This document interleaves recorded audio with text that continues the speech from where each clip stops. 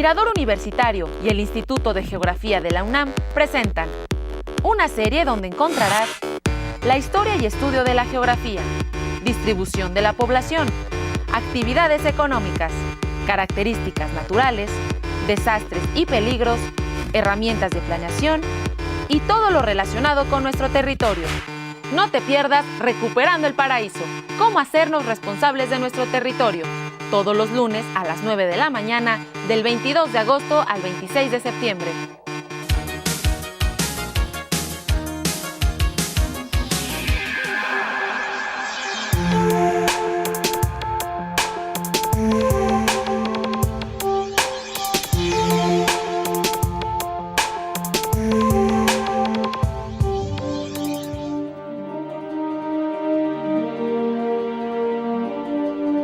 Las geociencias en el mundo han contribuido, con sus estudios y resultados, a comprender cada vez mejor los procesos de los diversos sistemas de nuestro planeta, permitiendo una mayor seguridad y bienestar de la sociedad.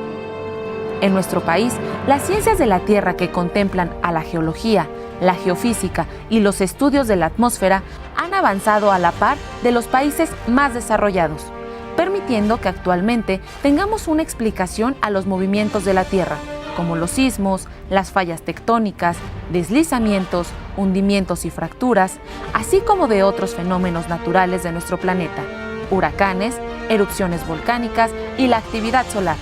Los académicos del Instituto de Geofísica de la UNAM, en sus diversos campos de estudio, han generado nuevos conocimientos útiles para las autoridades encargadas de diseñar y operar los planes y programas de protección civil en las distintas ciudades de nuestro país, haciendo notar que la geofísica contribuye a disminuir los riesgos para la sociedad y evitar posibles desastres derivados de los fenómenos naturales.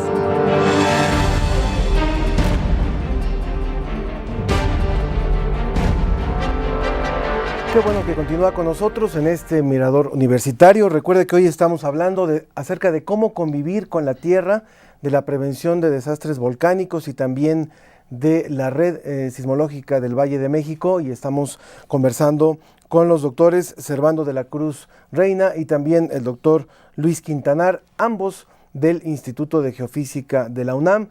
Ya le dimos a usted las vías de contacto y les recuerdo también que estamos en Facebook y en Twitter, además de que se puede conectar con nosotros a través del chat y las vías telefónicas que aparecen en pantalla. Y antes de continuar, porque ya estamos recibiendo algunas llamadas a las cuales les vamos a dar lectura, cuando escucha uno hablar a los investigadores, uno entiende por qué le pueden dedicar toda la vida a un tema y por qué se apasionan con la investigación, en un caso sobre volcanes y en otro caso sobre sismos. Servando, ¿cómo decidiste hacer de tu vida, una parte fundamental de tu vida, la investigación en lo que respecta a volcanes? Bueno, yo inicié originalmente un proyecto sobre estructura del interior de la Tierra y la evolución de los interiores planetarios en general. Y pues una de las principales manifestaciones de esa evolución, como lo mencioné al principio, es la actividad volcánica. Y de ahí ya se fue un poco por ese camino. Y luego cuando empezó a conectarse este tema con la componente social que representa la vulnerabilidad y el impacto de la actividad volcánica, pues es que me interesó aún más. Y yo creo que es un tema, esa combinación, esa zona de traslape entre la cuestión social y la cuestión propiamente volcánica es un tema nuevo que se ha estado desarrollando y que afortunadamente en México ha tenido un progreso considerable. Y en tu caso, Luis, ¿qué te apasionó para decir, a esto me voy a dedicar toda la vida?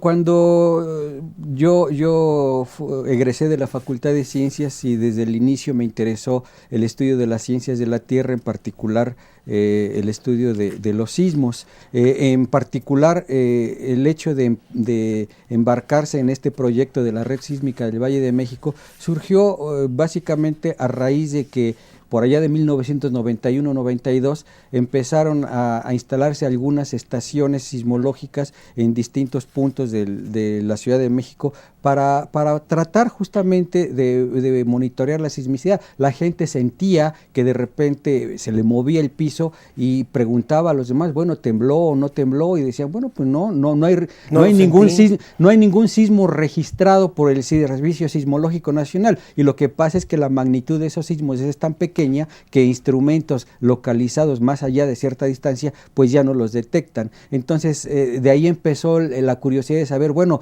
¿qué tan frecuente ocurren los sismos en la Ciudad de México? ¿Qué tan peligrosos son? ¿Cuáles son las zonas donde se siente más? Y bueno, a raíz de ahí empezaron a instalarse los primeros equipos, y bueno, actualmente son 30, ni con mucho las que quisiéramos, pero bueno, vamos en ese sentido trabajando.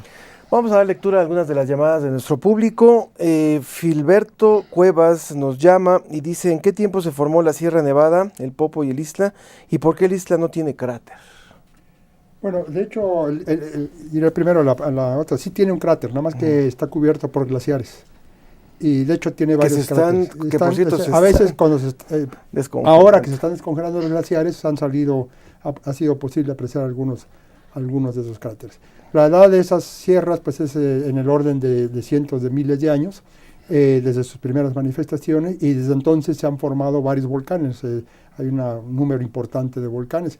Y en particular la actividad más reciente viene de volcanes como el Tlaloc, el mismo Iztaccíhuatl y el Popocatépetl.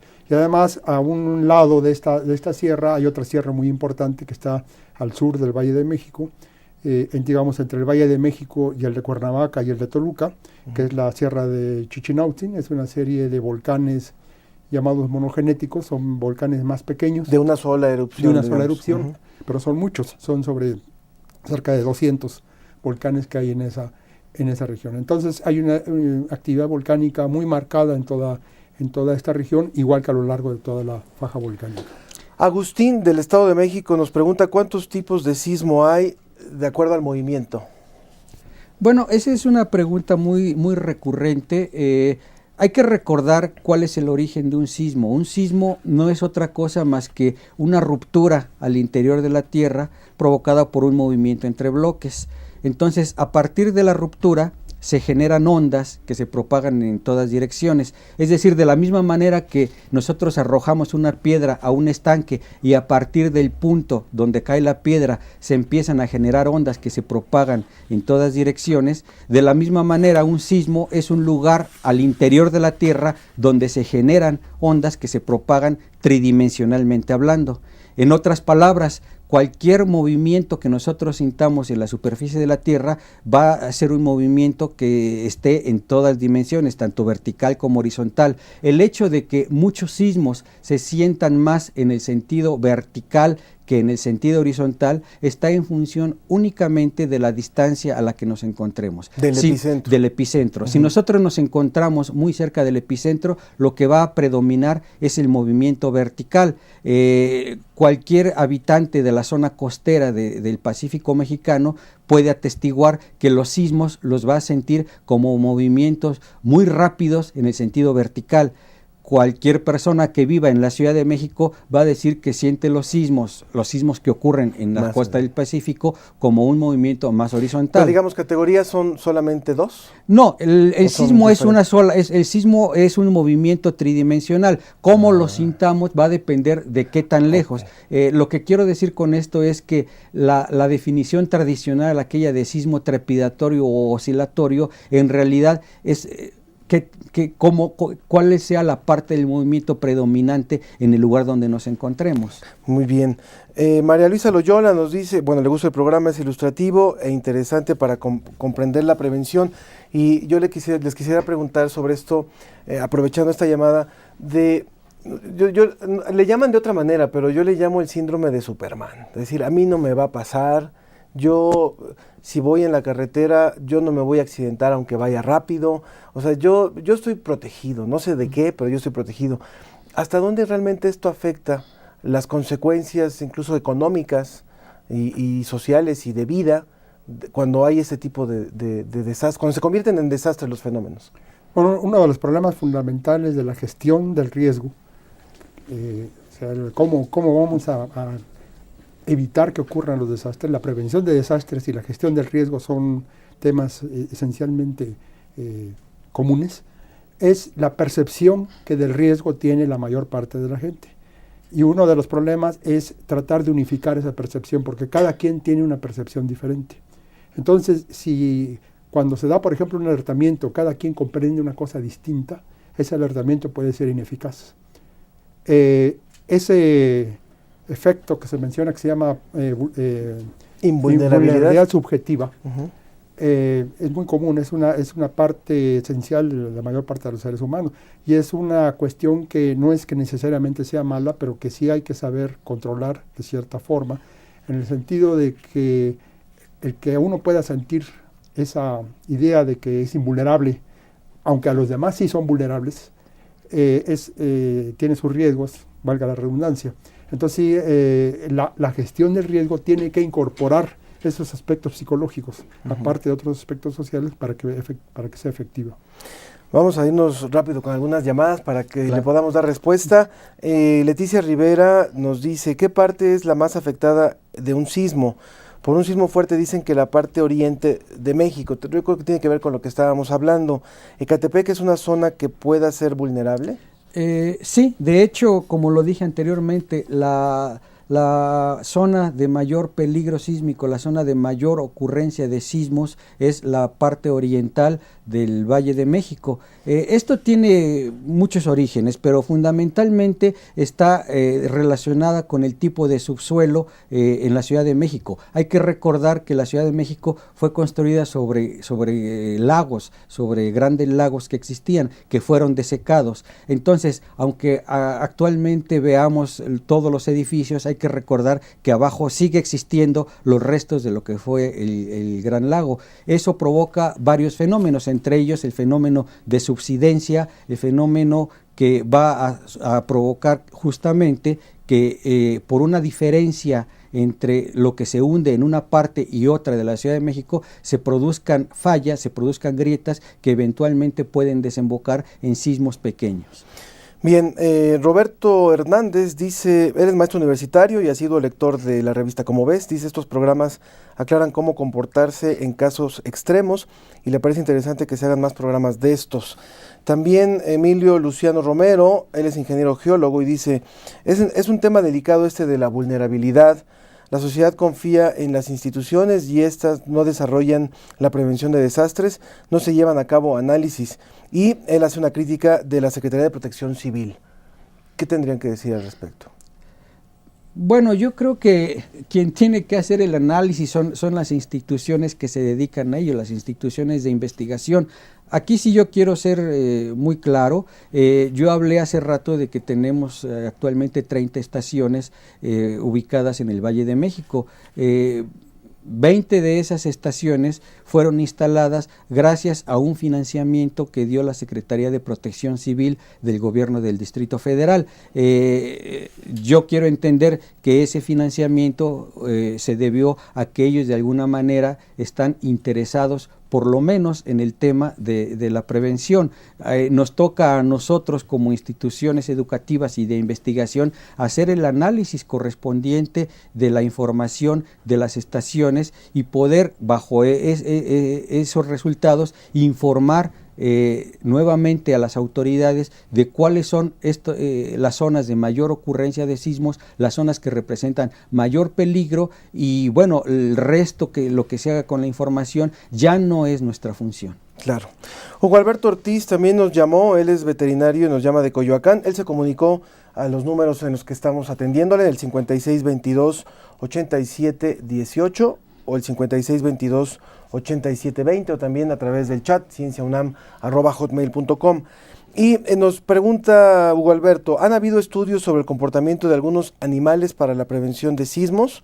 ¿Por qué la zona oriente de la Ciudad de México es más sensible a los sismos? Creo que eso ya de alguna manera quedó resuelta, pero ¿sí ha habido investigación en torno al comportamiento de los animales? Bueno, ¿O es un mito? No, de hecho hay culturas que se basan justamente en este fenómeno. Las culturas orientales, los chinos en particular, han observado un comportamiento anómalo de los animales previos a la ocurrencia de un sismo, a cuando el humano lo siente. Esto se debe fundamentalmente a la sensibilidad que tienen algunos animales por la ocurrencia de los sismos, es decir, al próximo arribo de las ondas sísmicas. Hay que recordar que los seres humanos tienen una percepción en el movimiento del suelo muy estrecho en su rango frecuencial, mientras que hay otros seres vivos, los animales, cuya percepción es más amplia. Entonces, en ese sentido, sí es interesante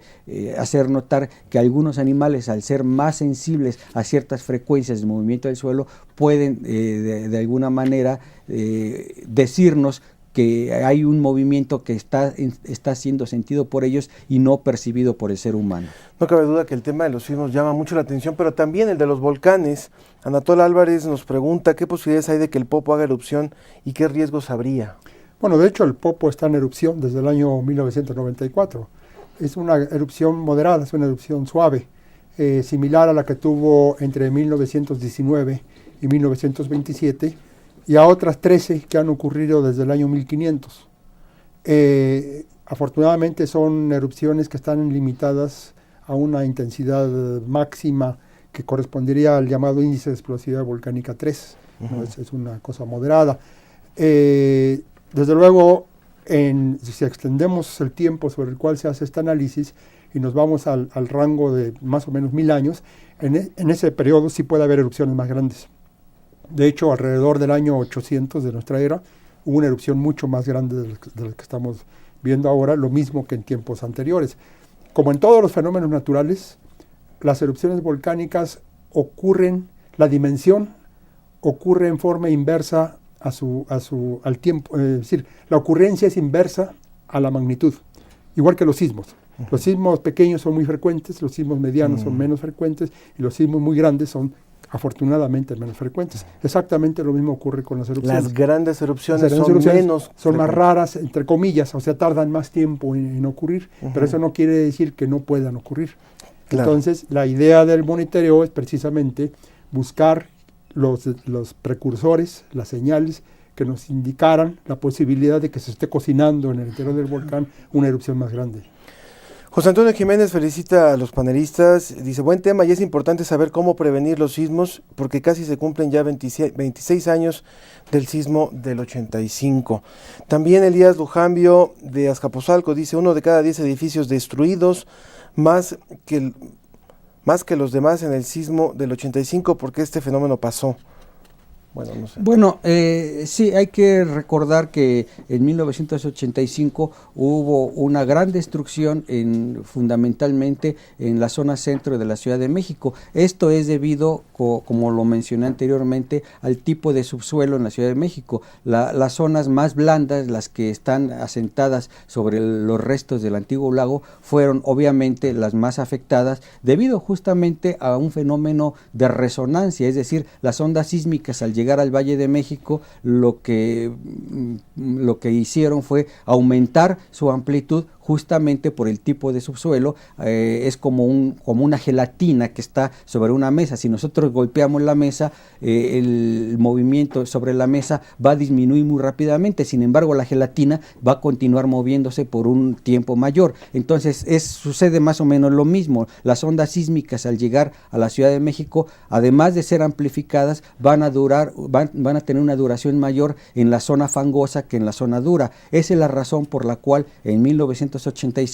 la gran cantidad de daño se concentró en la zona centro. Ahora bien, No se pueden, como dije al principio del programa, actualmente no se pueden pronosticar los sismos. Lo que sí podemos... Y difícilmente un día se podrán pronosticar, ¿o sí? Bueno, no perdemos la esperanza. Hacia allá estarían dirigidos los esfuerzos finales. Lo que tenemos que hacer nosotros ahora es justamente que la población conozca el lugar donde vive y efectuar todas las medidas de prevención para poder disminuir la destrucción que podría ocurrir. Como decía Servando hace rato, disminuir la vulnerabilidad vía el conocimiento del fenómeno mismo. En ese sentido, tenemos que recordar que antes de 1985 no existía un sistema de protección civil, el cual existe ahora. Antes de 1985 no existía una alerta sísmica como existe ahora, que con todas sus fallas, de alguna manera ha dado algunos indicios de que cuando ocurre un sismo se puede alertar a la población de la llegada de las ondas sísmicas. Pregunta Ernesto Contreras, ¿dónde puedo conseguir el mapa de tipos de suelo del Distrito Federal? Bueno, a raíz justamente de los sismos de 1985, en la Universidad Nacional y en particular en el Instituto de Ingeniería, se dieron a la tarea de fabricar este mapa de suelos vía los resultados de las investigaciones. Ese mapa, entiendo que es del dominio público, lo tiene la Secretaría de Protección Civil del Gobierno del Distrito Federal, pero también en el Instituto de Ingeniería, quienes son los autores de ese estudio, tienen esa información. Yo también le preguntaría al doctor Servando, una parte de la pregunta de Ernesto Contreras, cuando dice en torno a la investigación sobre este tema. Y para ir también más o menos cerrando un poco la temática, nos siguen llegando algunas llamadas que en un momento le daremos lectura, pero ¿qué retos tiene ahorita desde tu punto de vista tanto el Instituto de Geofísica en materia de investigación de volcanes y de otras temáticas como los sismos, y qué retos tiene el país? Porque finalmente no es el único lugar donde se tiene que hacer investigación en este sentido. Bueno, como lo mencionaba hace un momento, la idea de la prevención está centrada en el pronóstico. No podemos hacer prevención si no sabemos qué es lo que puede pasar. Entonces, la construcción de escenarios de lo que podría pasar, sea un sismo, sea una erupción o sea un huracán, es una parte fundamental. Y el construir un escenario no es un problema sencillo, porque puede ocurrir una multitud de situaciones y la autoridad correspondiente, la Protección Civil, tiene que saber cómo actuar ante cada una de esas posibilidades, de acuerdo a la probabilidad de que ocurra. Entonces, son dos aspectos. Uno es la construcción de escenarios y el otro, más complicado, es la probabilidad de que un escenario determinado ocurra.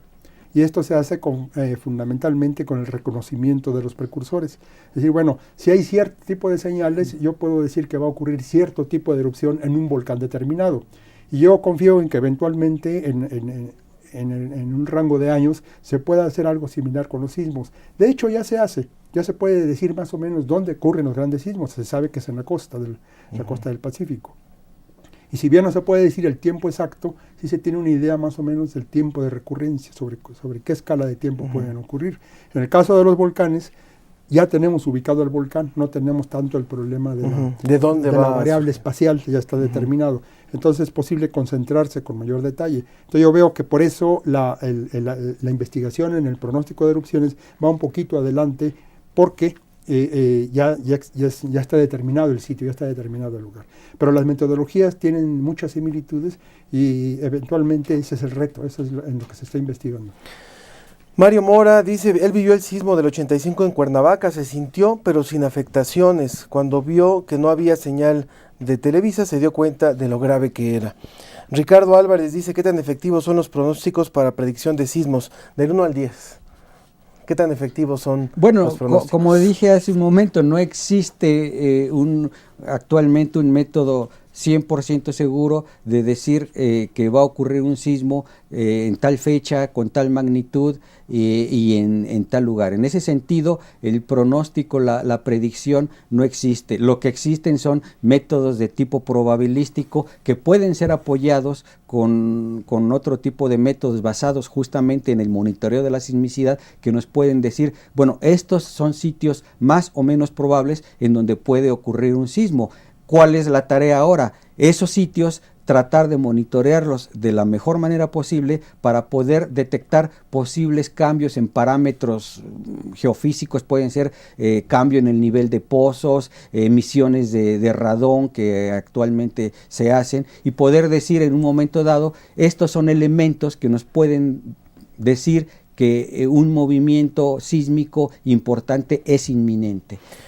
Pregunta María Rosa Chavarría, no sé si alguno de ustedes tenga esta información, ella llama de Tláhuac y pregunta si se hicieron estudios para la construcción de la línea 12 del metro, puesto que es una zona muy fangosa, sobre todo la del Paradero.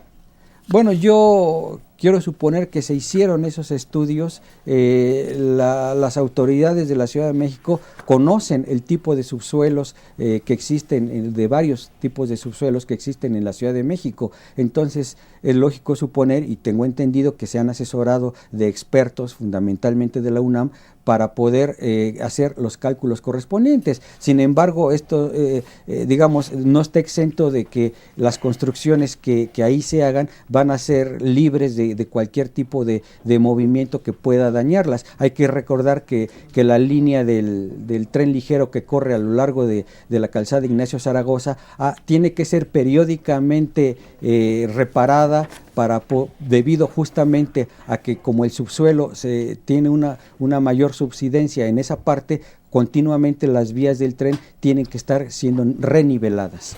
Pues yo les quiero agradecer muchísimo. Se quedan muchas cosas más, hay todavía algunas llamadas que nos preguntaban acerca de la vinculación entre algunos fenómenos. Bueno, habrá ojalá tiempo para responder, pero quiero agradecer muchísimo a Servando de la Cruz, investigador del Instituto de Geofísica de la UNAM y jefe del Departamento de Vulcanología. Ha sido una muy rica charla en esta mañana. Muchas gracias. Y también a Luis Quintana Robles, investigador de tiempo completo y secretario académico del Instituto de Geofísica, responsable también de la Red Sismológica del Valle de México. Gracias por haber estado con nosotros en esta mañana. Gracias a ustedes por su interés. Y yo invito al público a que nos acompañen también la próxima semana en otro Mirador Universitario, en el que vamos a hablar acerca